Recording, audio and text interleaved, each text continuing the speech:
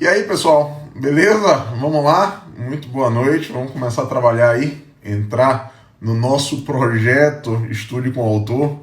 Confesso com vocês que eu tô tão empolgado com esse projeto, assim. Eu atualizei o livro, né, pra gente lançar a 15ª edição. E agora eu tô tendo que reler cada capítulo para poder preparar as aulas exatamente do encontro com o autor. Revisitar os temas, olhar o que eu marcaria, olhar o olhar daquele que está estudando para um concurso. Então, isso para mim tem sido bastante desafiador e eu quero compartilhar hoje exatamente essa experiência da minha leitura de hoje à tarde com relação ao nosso capítulo 2, que é o capítulo de princípios. Ora, qual é o primeiro item a destacar para a gente começar esse diálogo dessa noite? Ora, nós selecionamos no curso de processo penal 27 princípios no capítulo 2. Todos eles são princípios constitucionais? Não. Vários são princípios constitucionais e outros princípios infraconstitucionais.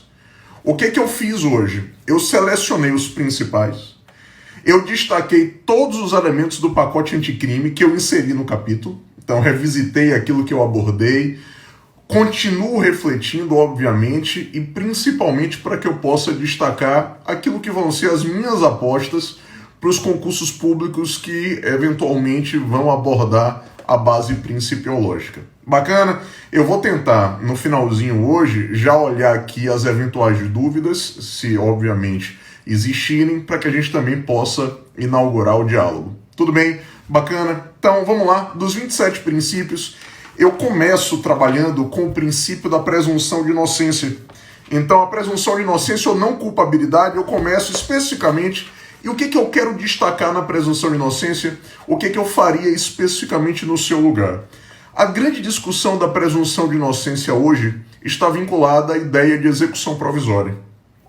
A execução provisória da pena, ela foi declarada como inconstitucional pelo Supremo Tribunal Federal no julgamento das ADCs 43, 44 e 54.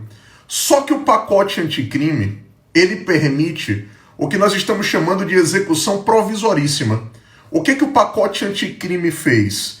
Ele permite que o sujeito condenado no tribunal do júri a 15 ou mais anos de privação da liberdade tenha a sua pena imediatamente executada, antes do trânsito em julgado. Vale dizer, no tribunal do júri, nós temos uma execução provisória da sentença proferida no plenário, retirando o efeito suspensivo da apelação. Então eu faço esse destaque, veja, lá na página 84, mais precisamente no nosso parágrafo 4º, eu destaco ele para você.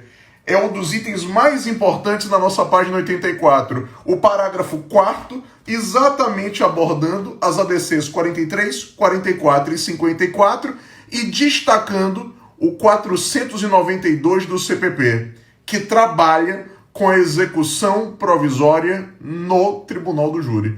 Claro que essa alteração do 492 é inconstitucional, mas o Supremo ainda não declarou a matéria como inconstitucional. O Supremo vai visitar esse tópico agora, em 2020. Inclusive já tem recurso extraordinário com repercussão geral. Então, em breve, talvez eu possa aqui fazer uma live com vocês para dizer o seguinte: olhe, o Supremo Tribunal Federal declarou a inconstitucionalidade do 492 do Código de Processo Penal, trabalhando com execução provisória do júri. Isso ainda não aconteceu. Então, nós somos presumivelmente inocentes? Somos. O Supremo declarou a inconstitucionalidade da execução provisória, declarou, nas ADCs 43, 44 e 54, mas o que tem de novo? O 492, que autoriza execução provisória da sentença emanada do júri, se o sujeito for condenado a 15 ou mais anos de privação da liberdade. É o que está lá na página 84, no parágrafo 4º, e você tem que destacar ele. Bacana?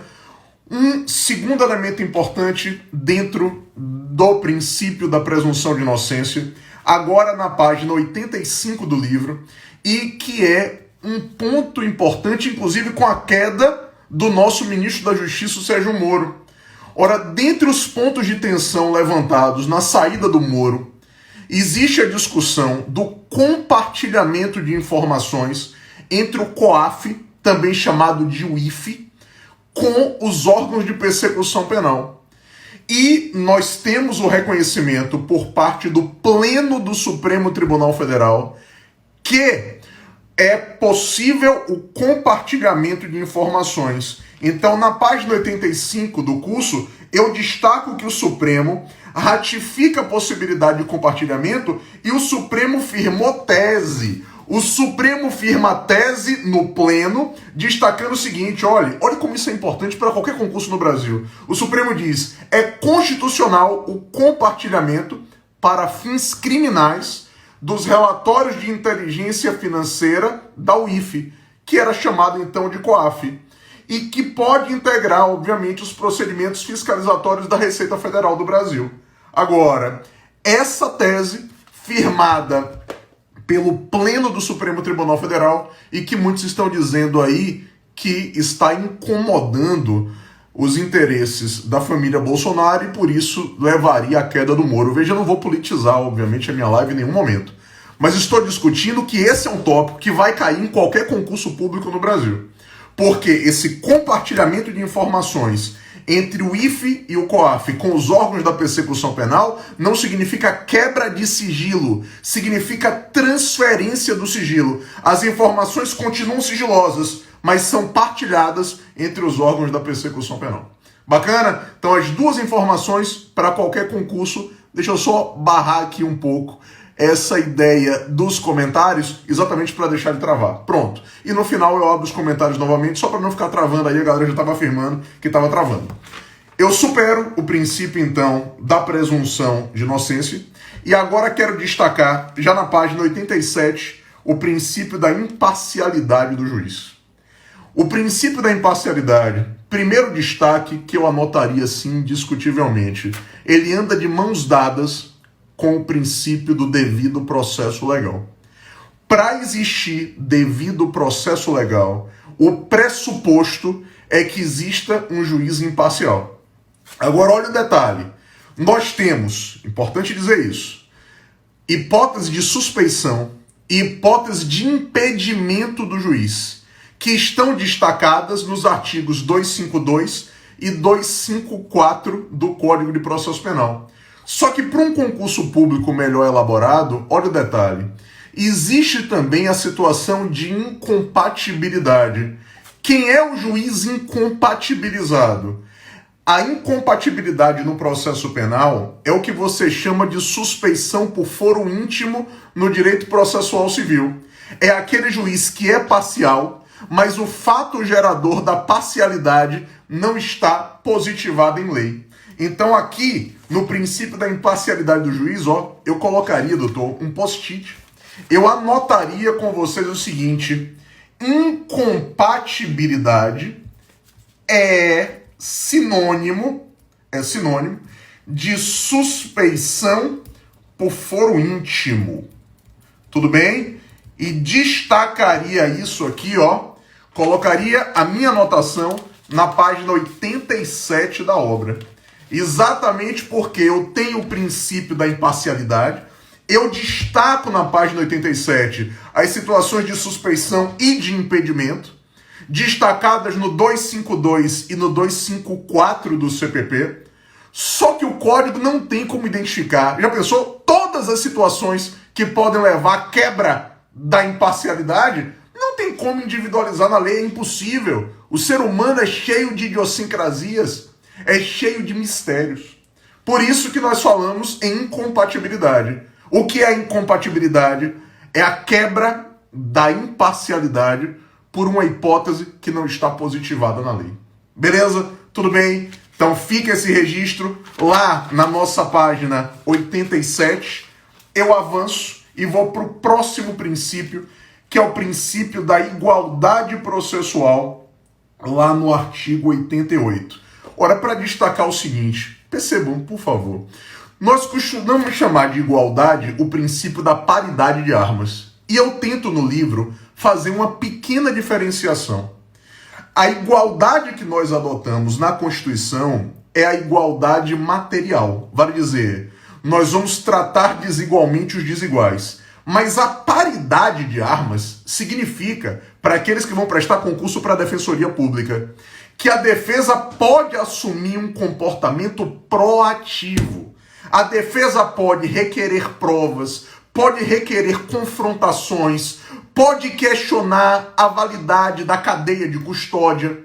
A defesa pode atuar de maneira proativa e isso dá uma paridade de armas. Isso dá um ombreamento dentro da atuação da acusação e da atuação do órgão defensivo.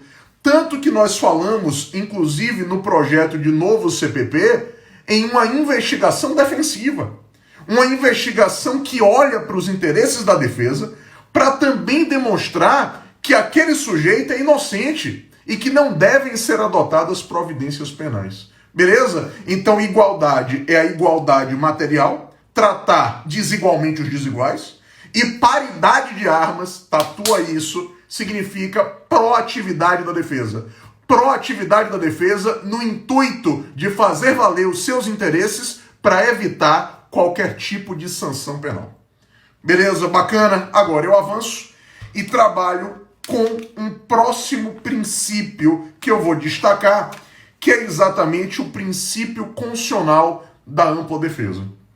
O que é que eu pretendo num concurso público afirmar em termos de ampla defesa?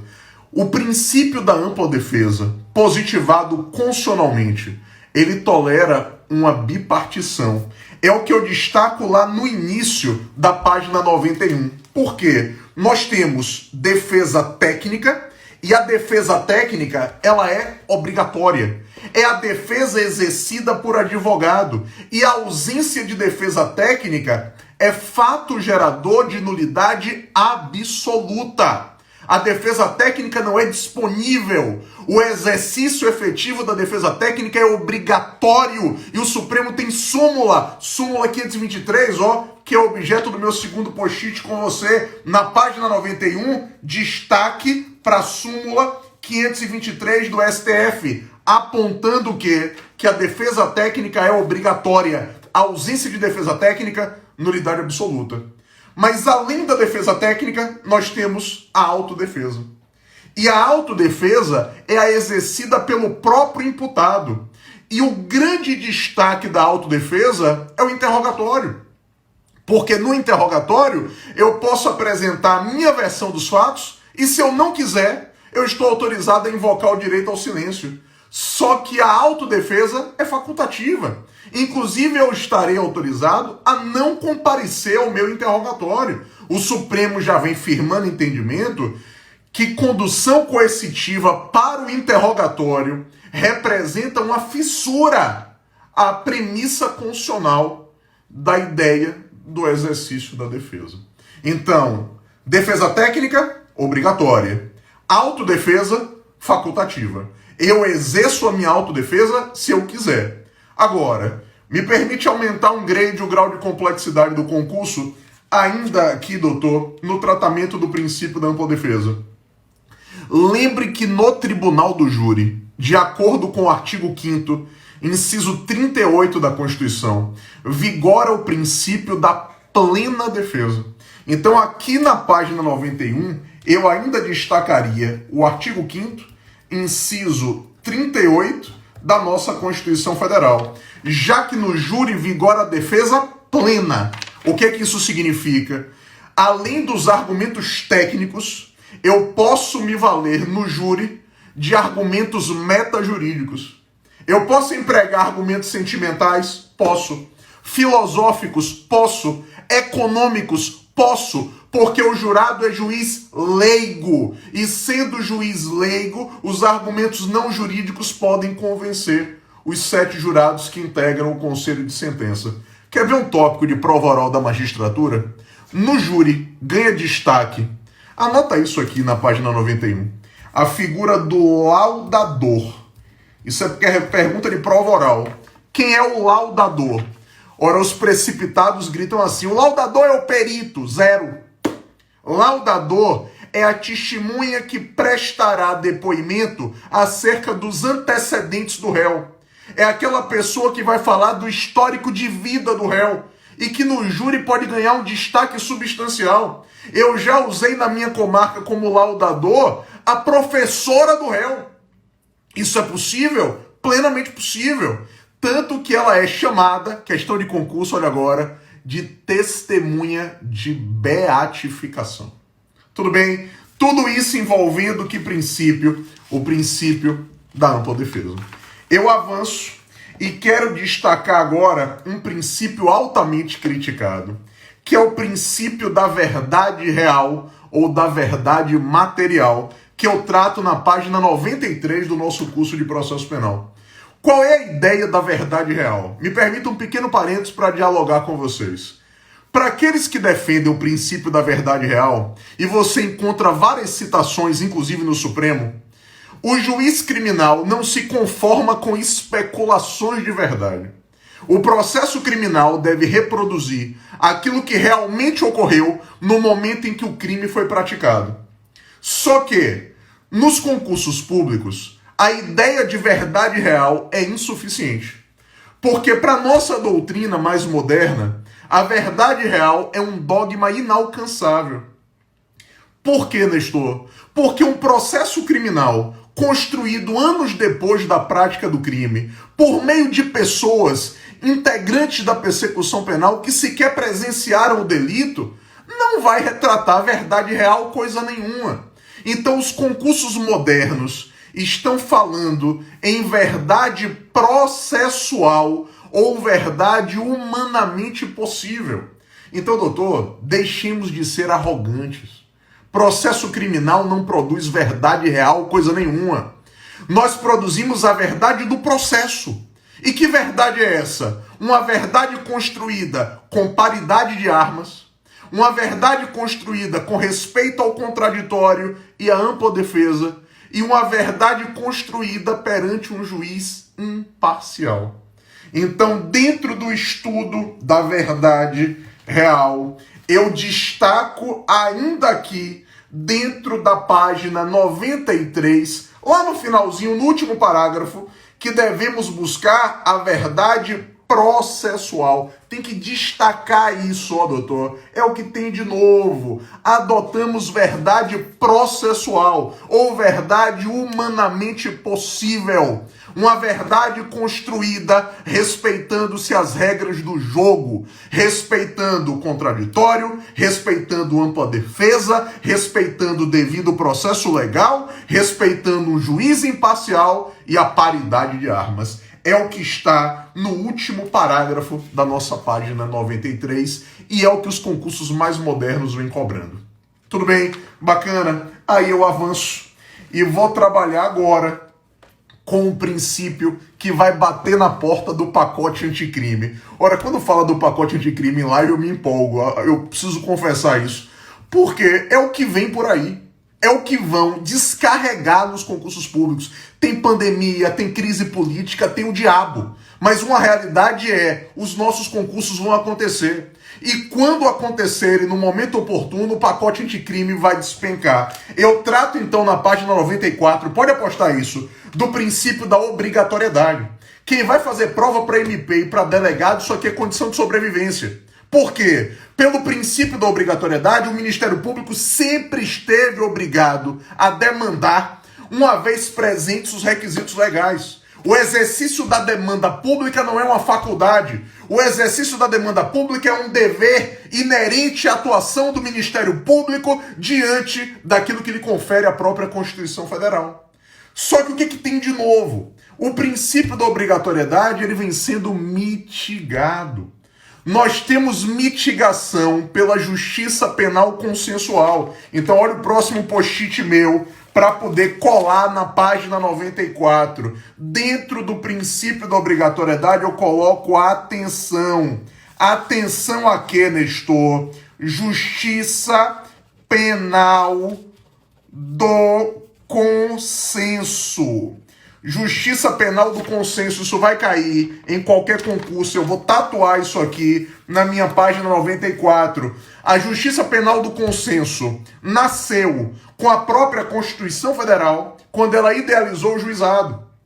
E o juizado especial traz um grande paradigma de justiça penal do consenso, qual seja a transação penal. A transação penal era o exemplo de consenso, artigo 76 da Lei 9.099, que eu já destaco aqui, ó, no segundo parágrafo do princípio da obrigatoriedade. Eu começo destacando o artigo 76, no segundo parágrafo logo. Só que, doutor, por favor, agora, juizado especial, dentro do consenso, virou coisa velha, blasé.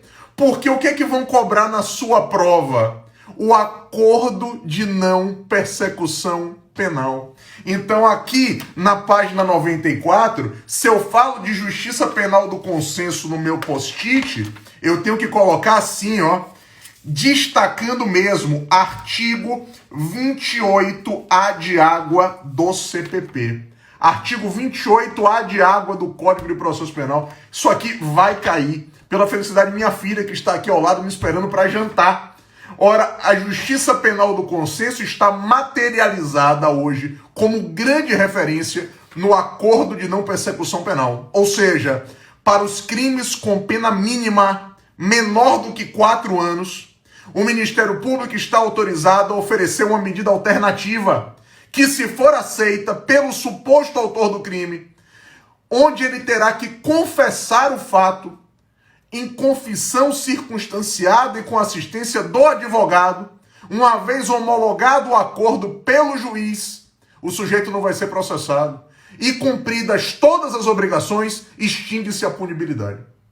Beleza? Então o acordo de não persecução penal é a principal mitigação hoje ao nosso princípio da obrigatoriedade, que eu trato na página 94 do nosso livro. Isso vai cair em concurso, pode ter certeza absoluta. Bacana? Beleza. Agora, me permita avançar, ainda dentro dos princípios, na página 95, eu ingresso no princípio da indisponibilidade. O que significa dizer, olhe como aparentemente é simples, se o promotor demandou, ele não pode desistir da demanda que foi ajuizada. A ação pública, a demanda proposta, ela é indesistível. O Ministério Público vai velar pelo impulsionamento da demanda. Mas cuidado, tema já explorado diversas vezes dentro do Ministério Público Estadual nas diversas unidades federativas. Ministério Público não é colecionador de condenação. Quem presta concurso para o MP com chave da cadeia na mão tende a perder a prova. O Ministério Público, Nestor, está autorizado a requerer a absolvição do réu em alegações finais? Está. E quando o promotor requer absolvição, ele não está desistindo de nada. Ele está pedindo que o processo chegue ao final com justiça. O que é que Norberto Bobbio dizia de justiça? Olha que ponto importante, até para você marcar, lá na página 95 do livro, no finalzinho, onde fica aquele espaço em branco. Justiça para Norberto Bobbio é a justa medida. E a justa medida acontece quando o culpado é condenado e quando o inocente é absolvido.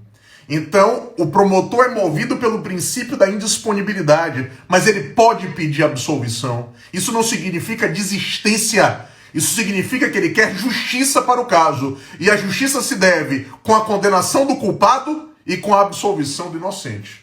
Agora, ainda dentro da indisponibilidade, o que eu destaco mais para vocês? Questão trivial, mas agora para quem faz concurso para juiz, magistratura. O juiz está vinculado ao pedido de absolvição formulado pelo promotor? Não. O juiz pode condenar o réu, mesmo diante de um requerimento absolutório do órgão de acusação. O juiz está autorizado pelo CPP a se comportar dessa forma.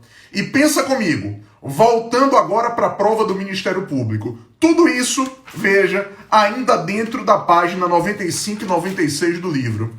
E se o promotor recorrer, ele pode desistir do recurso interposto? Não. Os recursos do Ministério Público são indesistíveis. Por quê? Ada Pellegrini Grinover historicamente considerou que o recurso é um desdobramento do direito de ação. Então, se o promotor não pode desistir da ação, também não poderá desistir do recurso interposto. Bacana? Eis a ideia que eu destaco no artigo 576 do CPP, no penúltimo parágrafo da página 95. Eu já perdi as contas de quanto isso foi cobrado em concurso. Eu já perdi as contas de quantas vezes isso aqui foi explorado. Pode ter certeza, tema trivial de prova. Agora, eu avanço e vou destacar para você um próximo princípio importante dentro do nosso contexto. Ora, me permita falar, com bastante cuidado, da ideia de publicidade. O princípio da publicidade que eu venho destacando a partir da página 97. Me permita só fazer um parêntese. A ideia da publicidade, ela movimenta o processo criminal. A publicidade, naturalmente, não é absoluta. E eu preciso fazer o corte para a fase do inquérito, porque o inquérito policial, ele é, por essência, um procedimento inquisitivo. E a inquisitoriedade do inquérito me permite dizer que eu tenho concentração de poder em autoridade única e, como desdobramento, usualmente no inquérito não haverá contraditório ou ampla defesa. Ótimo. Mas para aqueles que vão prestar concurso para delegado, estadual ou federal, uma primeira constatação. O Estatuto da OAB, ele mitiga a inquisitoriedade do inquérito. Por que, Nestor? O artigo 7º, inciso 21 do Estatuto da OAB, autoriza que o advogado acompanhe o cliente no momento em que o cliente é ouvido perante qualquer autoridade investigante. E mais do que isso, o advogado, ele poderá, no exercício da sua função, formular perguntas e apresentar quesitos. E se o delegado impedir o acesso do advogado, o ato é nulo, assim como os demais atos que dele decorrem pelo princípio da consequencialidade. Mas não é só isso. A ideia de inquisitoriedade também é mitigada porque o advogado tem direito de acessar os autos da investigação. Então, a referência de mitigação da ideia de inquisitoriedade, ela é trazida pelo artigo 7º, inciso 21 do Estatuto da OAB e também pelo artigo 7º, inciso 14 do Estatuto da Ordem, que confere ao advogado o direito de acessar os autos, ter contato com o que foi produzido e está documentado. Agora, se eventualmente o delegado, de maneira despótica, autoritária, impedir o advogado de acessar os autos, ele responderá criminalmente, abuso de autoridade. Olha aí a novíssima lei de abuso de autoridade. E mais do que isso, o advogado pode provocar o juiz para que o acesso seja concedido. Percebeu? Então nós temos que trabalhar com a publicidade, mas a publicidade deve ser lida também à luz especificamente da ideia do inquérito policial, que é por essência sigiloso e inquisitivo. Tranquilo? Bacana? Agora me permita, avançando, chegar na página 104 do nosso curso para que eu aborde o princípio da oralidade. Isso me lembra a prova da magistratura e do Ministério Público no estado de Minas Gerais, porque dentro do princípio da oralidade, nós temos 3 princípios decorrentes. Se o seu concurso fosse hoje, eu estou exatamente na página 104 do livro. Se eu perguntasse a você quais são os princípios que decorrem do princípio da oralidade, dava para sair do outro lado? São 3. Vê se faz sentido, gabarita o concurso comigo, mas eu vou destacar porque eu formulo essa provocação exatamente no 3º parágrafo, dentro do estudo do princípio da oralidade, na página 104. A parte final do 3º parágrafo, que eu estou destacando aqui, ó, já no meu livro. Esse aqui é meu livro de cabeceira. Princípio da imediatidade, vale dizer, a prova é produzida imediatamente perante o juiz. Isso é uma decorrência da oralidade. Segundo princípio decorrente, o princípio da concentração. Nós temos uma concentração dos atos de instrução, concentração em audiência una perante o magistrado. É o que você extrai do artigo 400 do CPP, artigo 400. E o terceiro princípio decorrente, o princípio da identidade física do juiz. Vale dizer, o juiz que preside a instrução, usualmente ele deve julgar a causa. O princípio da identidade física, eu colocaria aqui, no rodapé da página 104. Ele está no artigo 399 do Código de Processo Penal. O princípio da identidade física está positivado no CPP.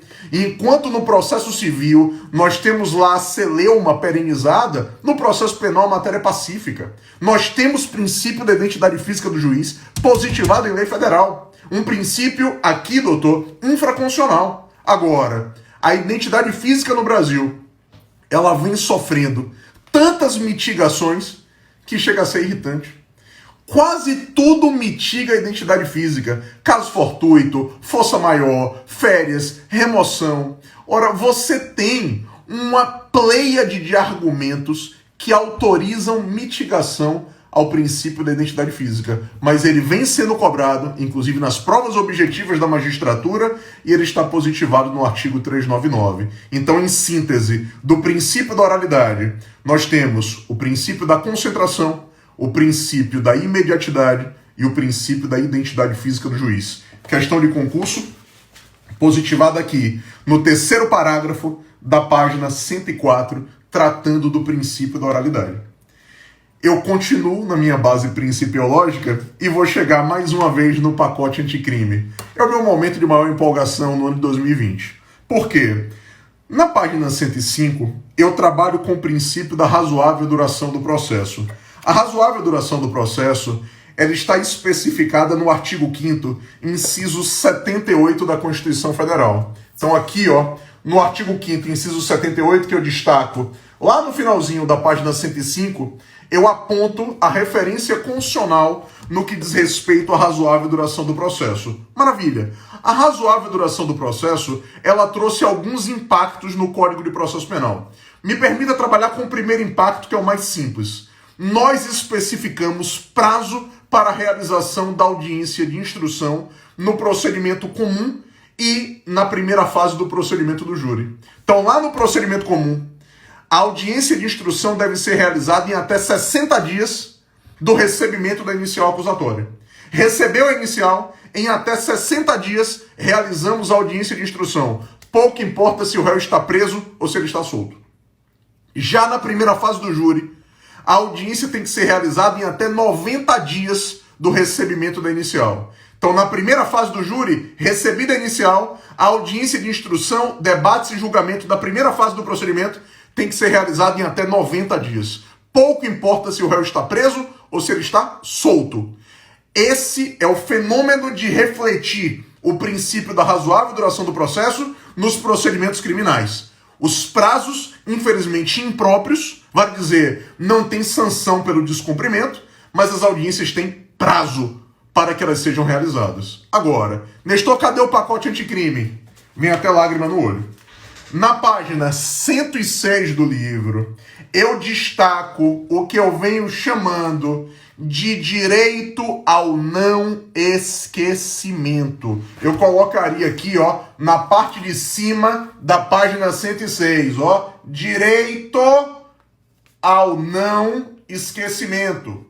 Nestor, o que é que isso significa, doutor? Livro você tem que se apropriar dele, riscar, destacar, amassar, colocar post-it, colocar os nossos clips. Faça isso. É fundamental se apropriar da informação e não um livro perfeito, virgem, mas sem uso, para poder enfeitar a estante. Qual é a ideia do direito ao não esquecimento? Ele está positivado, pode anotar, vai cair. Artigo 316 do Código de Processo Penal. Por quê? O juiz criminal, ele está obrigado a revisitar o mandado de prisão preventiva a cada 90 dias. O juiz criminal tem que revisitar o mandado de ofício e refundamentar a decisão com argumentos atuais, vale dizer, contemporâneos, que justifiquem a manutenção no cárcere. Por que direito, Nestor, ao não esquecimento? Doutor, porque existem pessoas no Brasil que são presas e esquecidas. O sujeito fica preso preventivamente, daqui a 1 ano ele está preso, daqui a 2 anos ele está preso preventivamente e a gente se esqueceu do cárcere. Isso não pode acontecer. O Código de Processo Penal do 316 obriga o juiz a cada 90 dias revisitar o mandado, mas não é um ato pro forma, é revisitar o mandado e ressignificá-lo. Vale dizer, motivar a manutenção do cárcere por argumentos atuais ou novos, porque o que passou, passou. Nada mais velho do que o jornal de ontem. Então, eis aqui o objetivo da reforma trazida pelo pacote anticrime. A razoável duração do processo nos traz, Gustavo Badaró diz isso junto com Auri Lopes Júnior, a razoável duração da prisão cautelar. Prisão cautelar temporalmente excessiva é prisão ilegal. E toda prisão ilegal tem que ser relaxada. Nestor, tem prazo de duração da preventiva? Não. Prazo de duração da preventiva, não. Mas nós temos um prazo onde o juiz está obrigado a revisitar a decretação da prisão e ele está obrigado a motivar novamente a manutenção do cárcere se eventualmente a pessoa vai permanecer presa. Caso contrário, a liberdade é de rigor, porque no Brasil o encarceramento não pode ser trazido como regra geral. Beleza? Tudo bem? Então aqui, ó, doutor, pode ter certeza, página 106 do livro vai ser cobrada. Artigo 316 do Código, no que eu venho chamando de direito ao não esquecimento. A obrigação do juiz criminal revisitar o mandado a cada 90 dias, revisitar os termos de decretação da preventiva. Bacana? Tudo bem? Agora, me permita com isso me aproximar de um outro princípio, na verdade, doutor, a última referência que eu pretendo fazer hoje na nossa base principiológica. A inexigibilidade de autoincriminação. Lá na página 110, eu não posso ser compelido a me autoincriminar. E eu não posso ser compelido a me submeter a medidas invasivas. Ora, eu não posso ser coagido a fornecer sangue para prospecção de material biológico para realização de exame de DNA.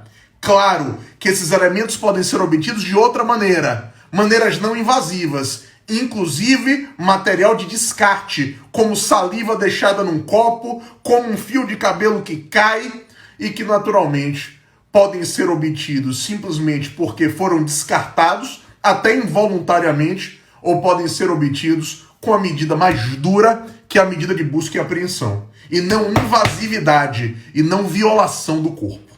Esse é o entendimento preponderante.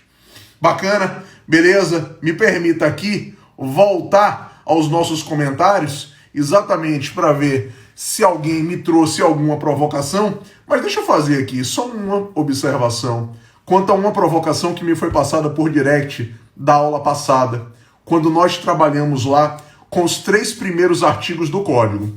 Hoje eu estou na base principiológica, que foi o capítulo 2, mas na nossa live passada eu trabalhei com o nosso capítulo 1. E eu falava da lei processual penal no tempo. E me perguntaram o seguinte, Nestor, o pacote anticrime transformou o estelionato, como regra, em um crime de ação pública condicionada. Eu dizia, é verdade, bacana. Mas e agora? Tem aplicação imediata? Eu digo, tem aplicação imediata. Mas como vamos fazer com as persecuções penais que já estão em curso? O pacote anticrime não esclarece. Esse seria um tópico, se for cobrado, é aquele tipo de questão espinhosa, que pode ser inclusive trazida numa prova dissertativa.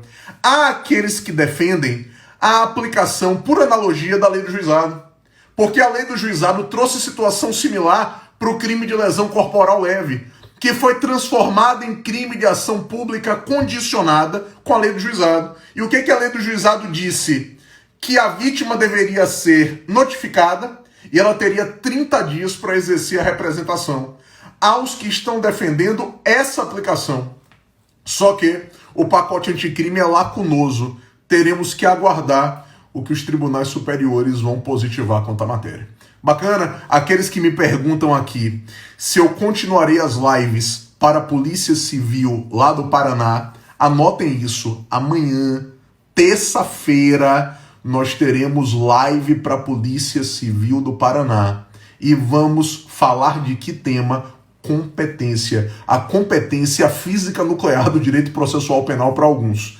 Nós precisaremos amanhã abordar a competência, vou trabalhar com ela de maneira objetiva, direcionada. Claro que amanhã eu não vou trabalhar com o meu curso de processo penal. Amanhã não é o encontro com o autor, mas teremos sim uma objetiva aula, pelo menos 50 minutos, para que eu trabalhe com competência amanhã. Beleza? Se alguém teve alguma dúvida complementar, passa para o direct. Nós teremos mais aulas, na verdade várias outras aulas sobre o estudo com o autor. Na próxima eu já vou entrar no capítulo 3º e no capítulo 4º. Eu vou começar a falar de inquérito, direcionando aqui, ó, dentro da obra pra gente. Aqueles que pediram, hoje tem promoção de novo do curso de processo penal com essa senha Nestor 2020. Então, temos aí, mais uma vez, a editora sempre fazendo isso para que a gente vá acompanhando, e aqueles que não têm a obra vão então ter oportunidade. A live é amanhã, 20 horas, anota na agenda, 20 horas, e a promoção de hoje até as 22, até 10 da noite. Beleza, pessoal? Tranquilo? A primeira live não tem como rever, infelizmente, já foi. A live de hoje eu vou deixar salva no Stories por 24 horas. Ela fica 24 horas. Amanhã, anotem, 20 horas, aula de competência para a prova da Polícia Civil do Paraná. Beleza? Agradeço imensamente aí as mensagens. Vou começar a salvar no YouTube, particularmente eu não tenho um canal no YouTube, mas estou recebendo tanta demanda que vou começar a fazer. Mas tenha um pouquinho de paciência, me permita aí a passagem do mês para a gente organizar isso. Beleza? Nestor 2020 do curso, perguntaram de novo, tá aqui. Bacana? Então, é isso aí, lá no site da editora. Hoje, promoção para vocês. Agradeço a atenção, vamos trabalhar com força todos esses itens negativos esse ano, mas também vamos pegar aí o que tem positivo para poder vencer os desafios, estudar com seriedade e focar naquilo que é importante para que quando a crise passar, a gente esteja bem preparado. Bacana? Fiquem com Deus, boa noite, abraço, até mais.